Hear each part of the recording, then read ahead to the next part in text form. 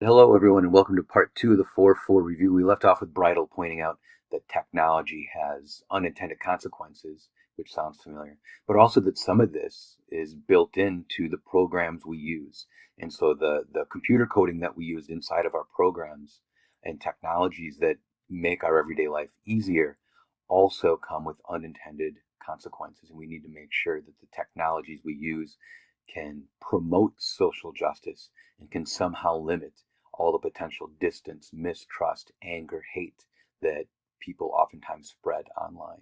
And we all know that, say, somebody like Facebook is constantly trying to battle that, and sometimes they do a better job, and sometimes not so much. But that's what we're talking about here. And of course, all that can land on marginalized communities. So people could be even more marginalized in our high tech environment. That's probably what he's getting at. Ida Lodge is looking at the limits due to race and ethnicity, territory we've been in before. Cohen gives us the right not to work. Cohen is interested in, quality of life and leisure issues in a time and we're in the modern world. We always have our laptops and our phones, and we're always on call for work and working late into the night because we can take our technologies home with us, and we see ourselves as geared for work, not for leisure, that this is what modern life is. This picture really says it all and has a larger connection to sustainability and previous ideas in our course. And here the idea is that the developing world, to try to meet the modern economy, is doing all of this labor. These people are suffering human rights abuses, working 16-hour days in the sweatshops, the tens of thousands of them around the world. And not only are they being abused, but there's a higher chance, of course, of pollution here. The US and developed countries outsource their pollution to sweatshops like this. We get the goods, the things we want, but all the pollution stays here in these people's backyards. And as we know, that leads to environmental problems, which affect us politically eventually, even if we get, nice clothes from Target or something like that out of it.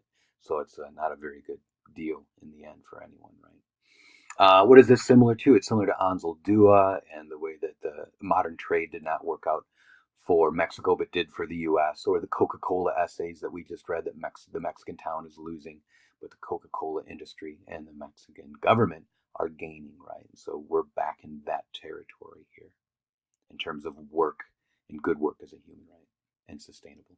Essay is by Dave Eggers. He talks about a right to a life offline. He basically says if you can't afford education, your modern human rights are being abused.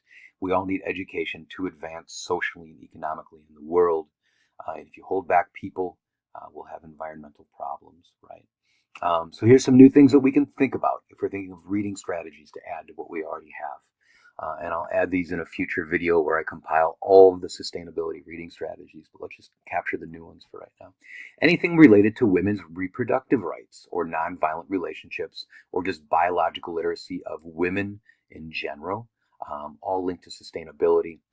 When women have limits, that's half of everyone in the world, it's going to cause social problems, but social problems we know cause environmental problems. I'm going to carry over our biological theme. We need to see ourselves as a biological entity that needs a healthy environment. And we don't think of that first. We tend to see ourselves through race, gender, class, sexual orientation, right? And so this becomes a problem too. Racial rights we've talked about a number of times. We can add this in. We've seen that before in the earliest modules. And then technological rights, technologies that increase distrust, hate, and anger, and apathy, not helpful for social or ecological relationships, which is sustainability. And we need technologies that encourage trust and compassion and the ability to problem solve in the future. And so our technologies can be our best friend or our worst enemy here.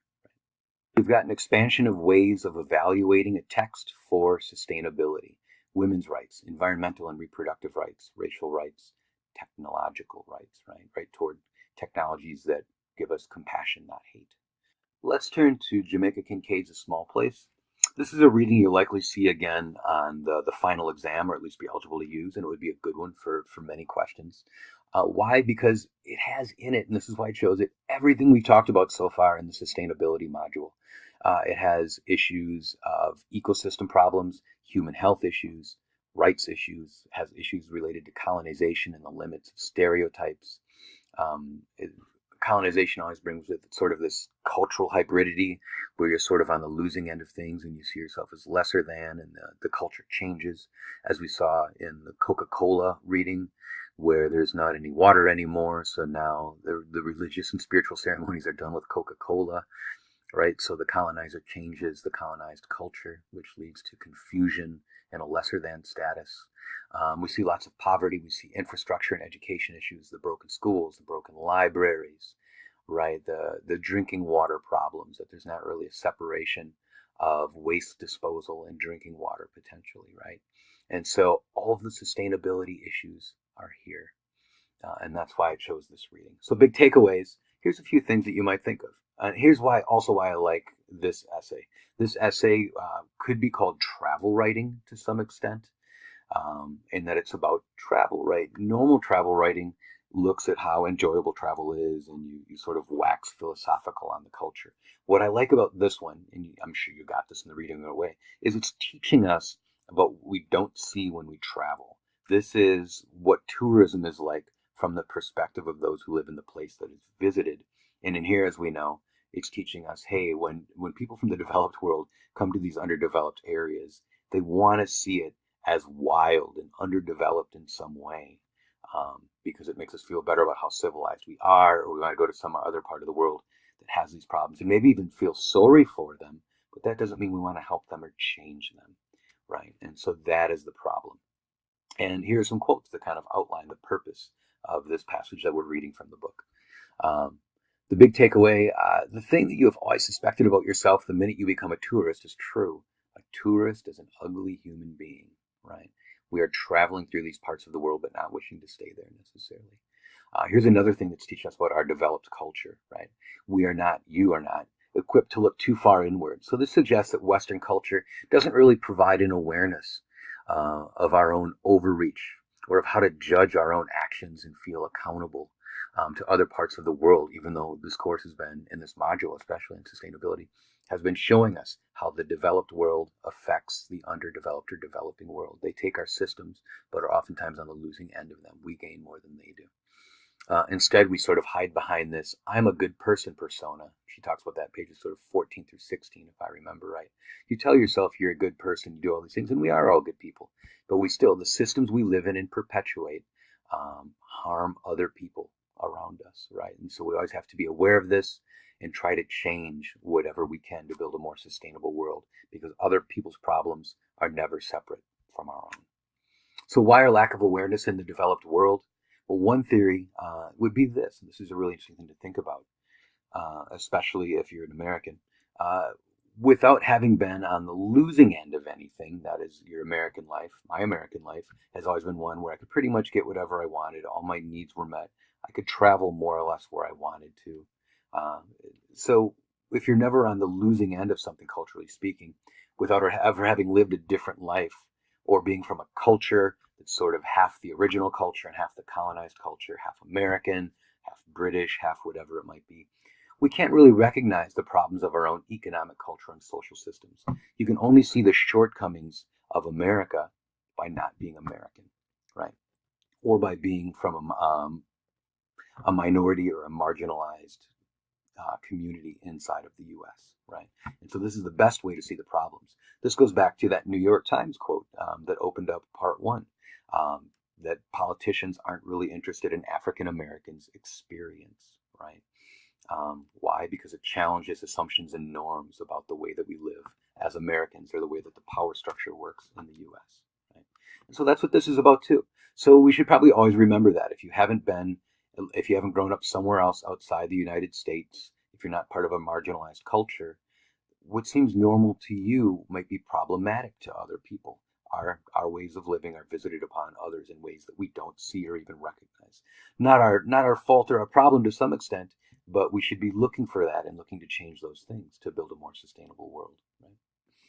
So take it from the beginning here. Let's move through some examples in the time we have left. Talks right about from the beginning, page 4. Tourists love green. They have very short-term interests in these places, which sounds a lot like Diamond and Collapse, right? There's no long-term investment there if you're a tourist, right? They're unaware of the droughts. They're unaware of the local ecosystems in general and the problems that are there. The problems on the other side of the world, however, of the developed nations, affect these places, right? And so that's one of the themes that comes out of here. So we could give this a sustainability reading, and we could look for the idea that we're using this. If we want to connect this back to older course concepts, We come here because it looks like an Eden, right? It looks like a place that is recovered or not fallen. Why? Because of all the green and the jungle, and we can come here and stay at nice hotels. And we kind of have to drive through some of the broken stuff, the fallen stuff.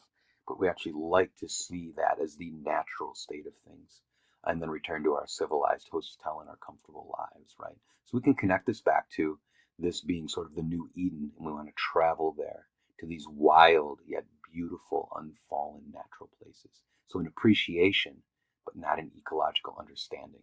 So we can read this from all those ideas from the first part of the course as well. So we go to places like Antigua to escape our own busy civilization. This kind of sounds like Thoreau in pastoralism to some extent, right?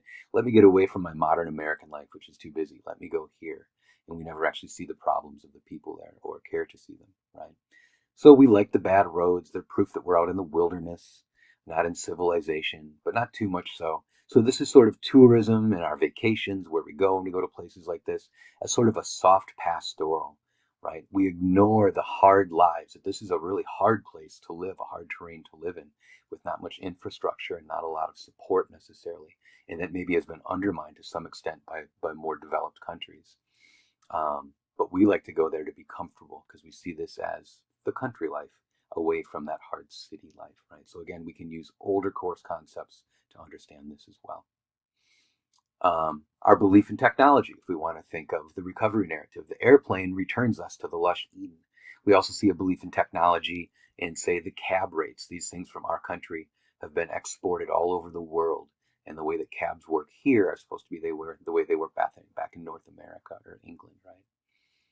The jobs that are there, if we think of, is this country winning in terms of its economy? It's a modern economy, but they're all service jobs, and no other economy appears in here. So the modern economy, again, serves the developed nation's interests, that is, tourists. Um, and so this is, again, kind of like Coke in Mexico or Ansel Dua. Whatever economic system is here to produce jobs is always better for the developed countries, America, England, Australia, whatever it might be, and far less so for the locals who are still barely surviving. Um, Page 6, you're looking out the window because you want to get your money's worth. This is kind of like Wordsworth, using nature to fill up the self.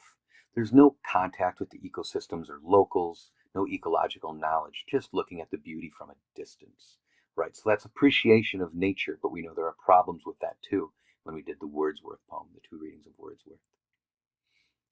We can see poor environmental problems with the leaded gasoline. This was written in the 1980s, by the way. 7 and 8, we see the dilapidated schools and the hospitals. They're not sustainable necessarily. So the human right to education, to good health, is not there. There's the collapsed library with no books. It actually seems quaint that they're trying to rebuild, but they can't, right, to the tourist's eyes. To some extent, maybe we want to see this. We're unbothered by it, right? We even take a picture of it and laugh. School, but it's broken down, or library with no books, and it's raining inside of it because it has no roof. And we kind of chuckle and show that picture to our friends, right? But of course, it's not funny if you're a local. Colonization and democracy, even with Antigua's freedom, Antiguans are Christian, right? So we see that the culture is not sustained but taken over, and changes the relationship of people's history to themselves. Right? We can think of something like Negro Speaks of Rivers as recovering and getting beyond the Christian and getting back to the original. And that's what was a comment on way back when we read that, the first unit. So it critiques the economic history that doesn't mention, this is on page 10, that Western history doesn't really mention slavery and servitude, but rather mentions the genius of the free market system. Let's take a quick look at that. Breaking labor that was done for free by slaves is overlooked, and instead it's the small shopkeepers and the middle class of people in England, right, and their ingenuity with the modern economy, right, the free market and trade that gave us England's success or America's success or the developed world's success.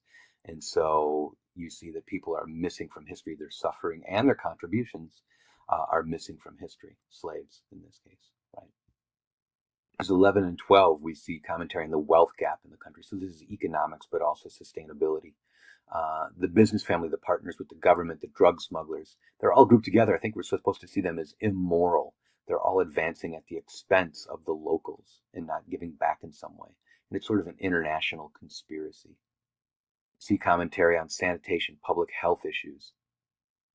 brings together everything we've talked about in the sustainability unit, rights or resources.